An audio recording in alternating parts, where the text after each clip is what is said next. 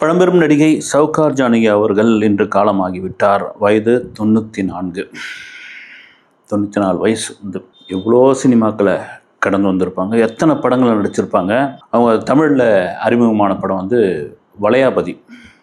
அந்த படம் ஒரு தீபாவளிக்கு ரிலீஸ் ஆகுது. போட்டிக்கான படமாக இன்னொரு படம், அதுவும் ஒரு புதுமுகத்தோடைய படம், ஒரு புதுமுக ஹீரோவுடைய படம், அதுவும் அந்த தீபாவளிக்கு ரிலீஸ் ஆகுது. 2 படமும் ரிலீஸ் ஆகுது. இதுவும் இட்டு, அந்த படமும் இட்டு.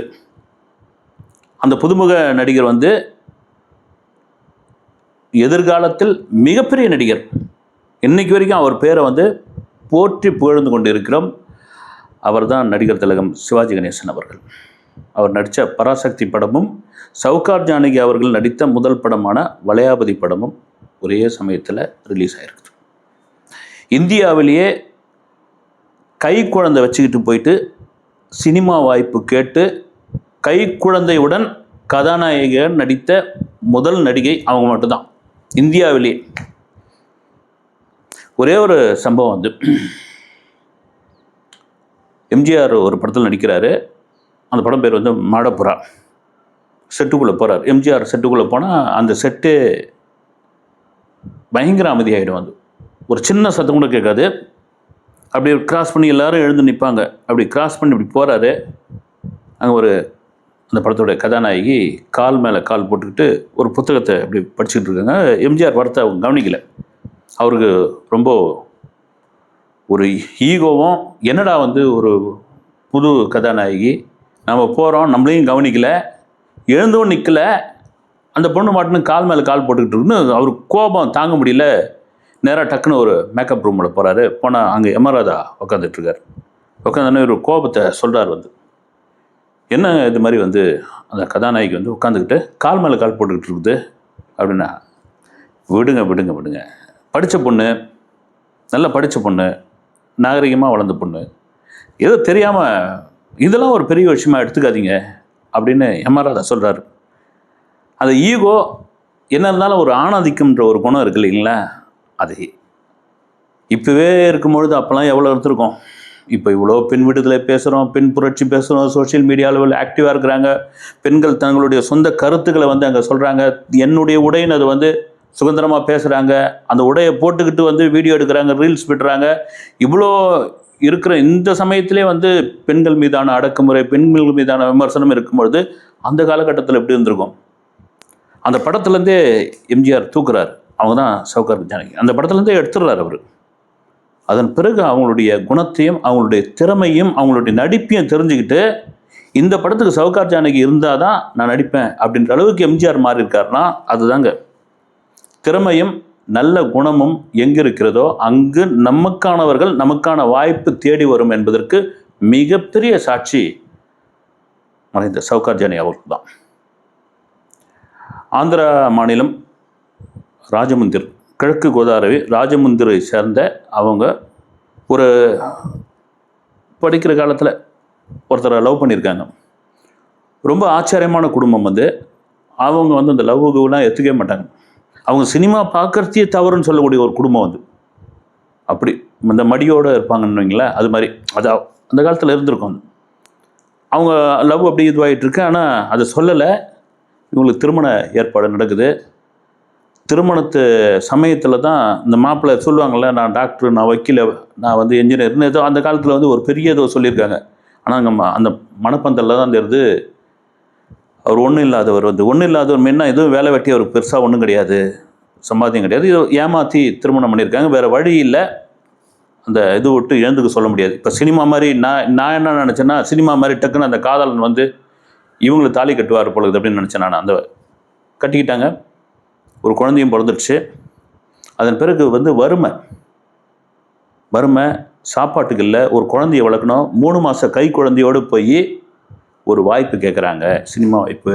அந்த வாய்ப்பு நாகிரெட்டி அவர்கள், விஜயவாகினி ப்ரொடக்ஷனில் நாகிரெட்டி அவர்கிட்ட கேட்குறாங்க. அவர் பார்க்குறாரு. பார்த்துட்டு ஓகேம்மா நான் சொல்கிறேன் அப்படின்னு சொல்லி அனுப்பிச்சிட்றாரு. சொல்கிறேன்னு சொல்லி அனுப்பிச்சோன்னே வழக்கம் போல் வந்து ஒன்றும் பெருசாக ஒன்றும் வாய்ப்பு வராது அப்படின்னு அவங்க கம்முன்னு விட்டுறாங்க. 1 மாதம் கழித்து அழைப்பு வருது. போகிறாங்க. போனவுடனே நீ நடிக்கிறமா அந்த படத்தில் அப்படி.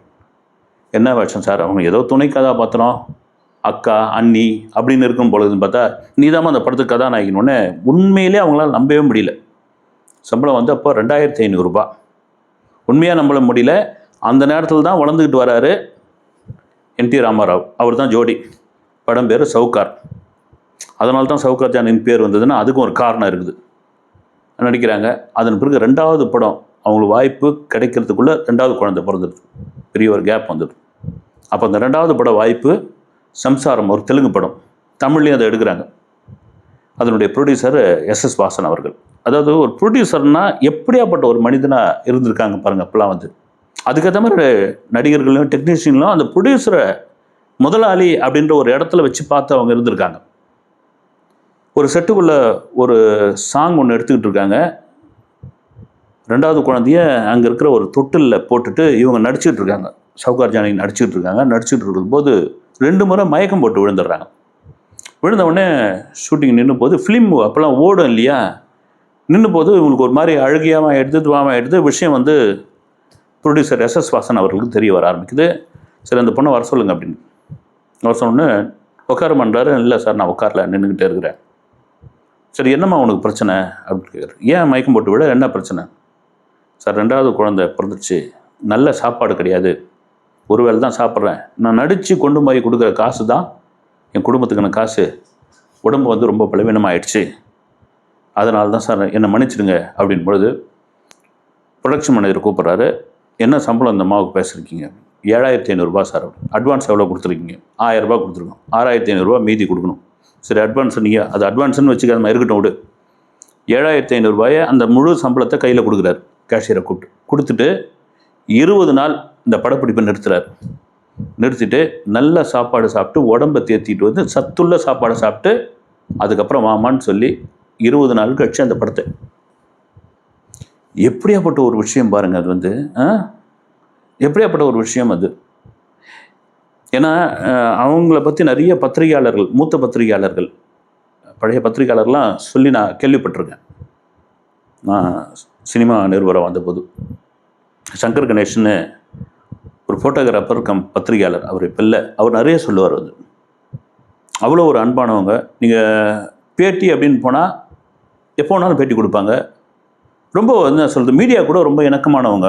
அதனால் மீடியா கூட ரொம்ப ஒரு கேப் விட்டு பழகுவாங்க. அதெல்லாம் கிடையாது. வீட்டுக்கு வாங்க, சாப்பிடலாம் வாங்க, அப்புறம் என்ன இருக்குங்க உங்கள் விசேஷத்துக்கு இப்போ ஒரு ஏதாவது ஒரு அழைப்பதை கொடுக்கணும்னா முதல் ஆளை வந்து நிற்கிறது.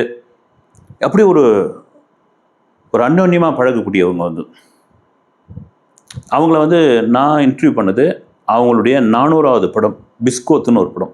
சந்தானம் ஹீரோவை நடிச்சிருந்தார் அந்த படம். அந்த படத்தினுடைய படப்பிடிப்பு பூந்தமல்லியில் இருக்கிற EVP ஃபிலிம் சிட்டியில் நடந்தது. அப்போ தான் போயிட்டு இன்டர்வியூ பண்ண உடனே பல விஷயங்கள் பேசுனாங்க.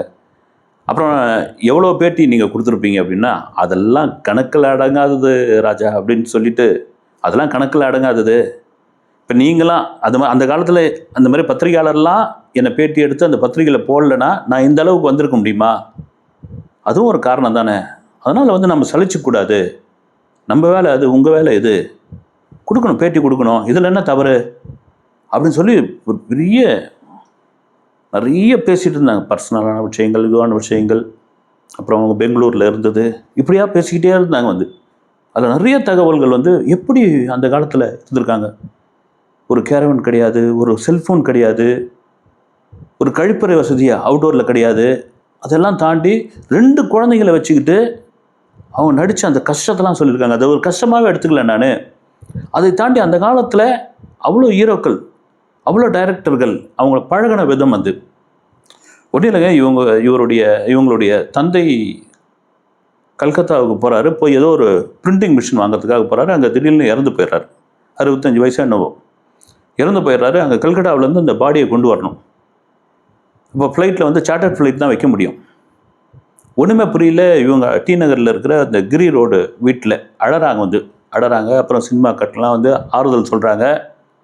அப்போ வந்து எம்.ஆர். ராதா கேள்விப்பட்டு வரார். வந்து என்ன ஆச்சுன்னு இந்த மாதிரி சார்ட்டர்ட் ஃப்ளைட்டு ஏற்பாடு பண்ணால் தான் கொண்டு வர முடியும். எங்கள் அப்பா மேலே நான் அவ்வளோ பெரிய பாசம். அப்போ பாருங்கள், சார்ட்டர்ட் ஃப்ளைட் இப்போயே பெரிய விஷயம். அப்போ எப்படி?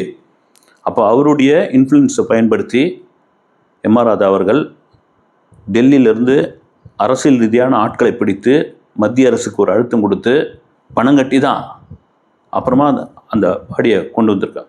இது சொல்லும்போது என்னென்னா, அவர் கூட நடிக்கும்போது முதல்ல வந்து பயங்கரமாக பயந்தேன் நான் எம்.ஆர். ராதா கூட. ஏன்னா ஒரு 2 நாள் அவர் வந்து செட்டில் அந்த போடுற சத்தம், அவர் கொடுக்குற அந்த கூக்குரல், அப்புறம் வந்து அதட்டுறது, இதெல்லாம் பார்த்தப்போ என்னையா இது நமக்கு பயமாக இருக்குது, நம்ம ஒரு தெலுங்கு பொண்ணு, இவர் வேறு இப்படி இது பண்ணுறாரு அப்படின்னும்போது, அதன் பிறகு பழக தான் தெரிஞ்சுது அவர் ஒரு குழந்தை மாதிரி. அதெல்லாம் தாண்டி எந்த ஒரு பிரச்சனையாக இருந்தாலும் முன்னுக்கு வந்து நிற்பார். வந்து நமக்கு ஒரு உதவினா கூப்பிட்ட குரலுக்கு வருவார் ராதா சார். அப்படியாப்பட்டவர் அவர். அந்த அந்த ஒரு இணக்கம் தாங்க, அது ஒரு பாண்டிங் தான். படிக்காத மேதைன்னு ஒரு படம், அந்த படத்தினுடைய டைரக்டர் வந்து கே.எஸ். கோபாலகிருஷ்ணன். அவர் வந்து சவுகா ஜானகி இருந்தால் நல்லா இருக்குன்னு விருப்பப்படுறார். இன்னொருத்தர் வந்து பத்மினி தான் கரெக்டாக இருக்கும் அப்படின்னு சொல்கிறாங்க. இன்னொருத்தர் வேற ஒரு நடிகை சொல்கிறாங்க. ஆனால் சிவாஜி டைரக்டருடைய சாய்ஸில் விட்டுட்டார். அவரும் சொல்கிறார் சவுகார் நடித்தா நல்லாயிருக்கும் அப்படின்றார். ஆனால் விடாப்பிடியாக கே.எஸ். கோபாலகிருஷ்ணன் அவர்கள் சவுகார் ஜானகி தான் நடிச்சு ஆகணும் அப்படின்னு ஒத்த காலில் நின்று அந்த படத்தில் அவங்கள நடிக்க வச்சு பெரிய பேரும் புகழும் அவங்களுக்கு கிடச்சிது. மிகப்பெரிய பேரும் புகழும் கிடச்சிது. அதுக்காக அவருக்கு வந்து ஒரு நன்றி சொல்லணும். அது விரும்பாதவர் அவர் ஒரு நன்றி சொல்லணும். அவரை வீட்டுக்கு கூப்பிட்டு ஒரு விருந்து ஒன்று வைக்கணும், ஒரு சாப்பாடு ஒன்று வைக்கணுன்றதுக்காக, ஒரு சாப்பாடு போடணும் அப்படின்றதுக்காக, சார் நாளைக்கு வீட்டில் வந்து ஒரு ஃபங்க்ஷன் ஒன்று வச்சுருக்கேன், ஒரு 20-25 பேர் சினிமாவில் முக்கியமான ஆட்கள் வராங்க, நீங்கள் அவசியம் வரணும் அப்படின்போது சரிம்மா அப்படின்ட்டு அவர் வந்துட்டுக்கிறார். வந்து பார்த்தா யாருமே வரல. சரி இதுக்கப்புறம் தான் வருவாங்க பொழுது அப்படின்னு வெயிட் பண்ணிகிட்டே இருந்திருக்கார். வருவாங்க பொழுது வெயிட் பண்ணிக்கிட்டே இருந்தா அப்புறம் என்னம்மா யாருமே வரல அப்படின்னு வீட்டு இன்னொரு ரூம்லேருந்து ஒரு பெரிய ரோஜாப்பூ மாலையை கொண்டு வந்து அவருக்கு போட்டு சாஷ்டாங்கமாக காலில் விழுந்து ஒரு நன்றி சொல்கிறதுக்காக தான் சார் இதை இப்படியாப்பட்ட இந்த படிக்காத மேதையில் இப்படியாப்பட்ட ஒரு கேரக்டரை நீங்கள் கொடுக்கலன்னா என் நிலைமை என்ன ஆயிருக்கும்? இவ்வளோ பெரிய பேரும் புகழும் கிடச்சி உங்களால் தான். நீங்களும் சரி வேற ஒரு நடிகையை இதில் நடிக்க வச்சிடலான்னு முடிவு பண்ணியிருந்தா என்ன ஆயிருக்கும் அப்படின்னு சொல்லி விழுந்து அவங்களுக்கு உணவு பரிமாறி அவருக்கு சாப்பிட வச்சு அந்த நன்றி கடன் இருக்குது இல்லைங்களா, அதுதான். எல்லாருக்கிட்டையும் பழகிறதுல ஒரு இனிமையானவங்க. அவங்களுடைய பேச்சு தான் வைஷ்ணவி. பாண்டியராஜன் கூடலாம் படங்கள்லாம் நடிச்சிருந்தாங்க வந்து. அப்புறம் அந்த சவுகார் அப்படின்ற பேர் வந்து அந்த சவுகார் படத்தினால் நடிச்சதா அந்த பேர் அப்படின்னா ஜானகின்னு தான் கூப்பிட்டுருக்காங்க. இவங்க பேர் வந்து எஸ் ஜானகி. இப்போ ஜானகின்னு கூப்பிட்டுருந்தாங்க. அந்த நேரம் வந்து எம்ஜிஆருடைய மனைவி ஜானகி அவர்கள் அவங்கள நடிச்சிருந்துக்கிறாங்க. அதனால் எந்த ஜானகின்னு ஆடியன்ஸுக்கு தெரியல. வந்து அந்த ஜவியன் ஜானகியா இந்த ஜானகியா எந்த ஜானகின்னு தெரியாத போது தான் சவுகார் ஜானகி அப்படின்ற ஒரு இது வச்சாங்க. சவுகார் ஜானகி அதில் வந்தது. அதன் பிறகு சவுகார் ஜானகின்னு வச்சா கூட இவங்க வந்து எஸ் ஜானகி அப்படின்னு தான் கையெழுத்து போட்டுருங்க, அக்கௌண்ட்லாம் வச்சுருந்துக்கிறாங்க. இதில் என்ன ஆயிடுச்சுன்னா பின்னணி பாடகி சமீபத்தில் மறைந்த ஜானகி அம்மா இருக்காங்களா, அவங்களுக்கு வர வேண்டிய லெட்டர்லாம் இவங்களுக்கு வந்துருமா, அவங்களுக்கு வர வேண்டிய அவார்டெல்லாம் இவங்களுக்கு வந்துருமா, அப்புறம் இந்த ஆடியோ தட்டு இருக்கு இல்லைங்களா, அதெல்லாம் வந்து இந்த கம்பெனி பாம்பேலேருந்து அனுப்புவாங்களாம், இவங்க அட்ரஸ் திரும்ப வந்துருமா. வந்த பிறகு இமிடியட்டாக போயிட்டு தன்னுடைய பேரை சவுகார் ஜானகினே மாற்றி அதன் பிறகு பல படங்கள் அவங்க நடிச்சிருக்காங்க. ஒரு முக்கியமான ஒரு விஷயம் என்னென்னா நீதின்னு ஒரு படம். அந்த படத்தில் இவர் பாலாஜி தயாரிப்பு. அந்த படத்தில் சவுகார் ஜானகியும் இருப்பாங்க, ஜெயலலிதா அவர்களும் இருப்பாங்க. அப்போது இவங்களுக்கு 2 பேருக்குள்ளே ஒரு சின்ன முரண்பாடு, ஒரு பெரிய சண்டையே நடந்துருச்சு. சண்டையை நடந்துட்டு ஒரு ஷார்ட் முடிஞ்சுட்டு 2 பேரும் 2 பக்கமாக போய் உட்காந்துருவாங்களாம், பேசிக்க மாட்டாங்களாம். அந்த படம் முடிகிற வரைக்கும் இப்போ பேசிக்கவே இல்லையாம். 2 பேருக்கும் காம்பினேஷன் சீன்ஸ் நிறைய இருந்திருக்குது.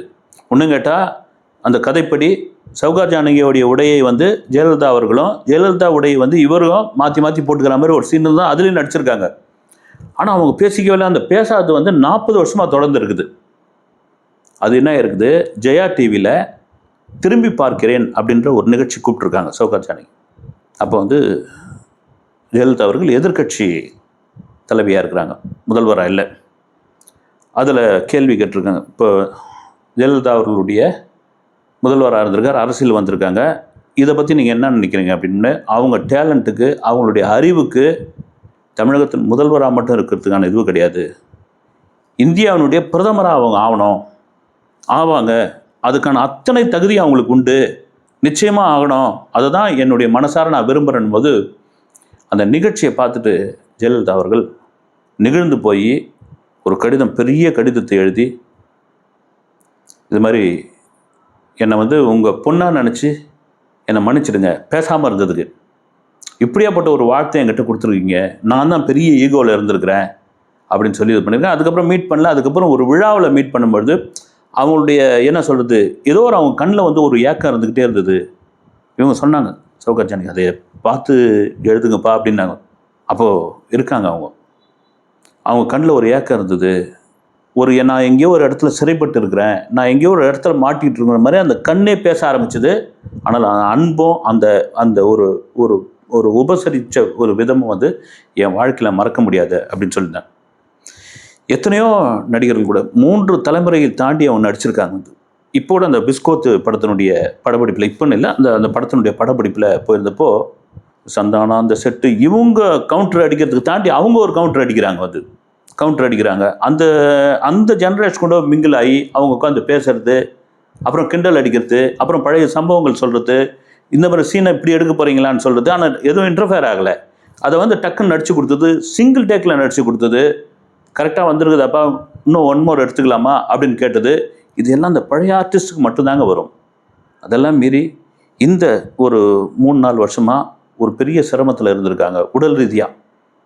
ஒரு கண்டிப்பாக 94 வயசுனா எப்படி இருந்திருக்கும், அது சிரமத்தில் இருந்திருக்காங்க, முடியாமல் இருந்திருக்காங்க. அவங்க நினைவுகள்லாம் எப்படி வந்திருக்கும், அது பழைய நினைவுகள்லாம் வந்து போயிருக்கும். அதெல்லாம் தாண்டி இன்றைக்கி இறைவனடி சேர்ந்துட்டாங்க. உண்மையிலே அவருடைய ஆன்மா சாந்தி அடைய இறைவனை வேண்டிக் கொள்கிறேன். அடுத்த வீடியோவில் சந்திக்கிறேன். நன்றி.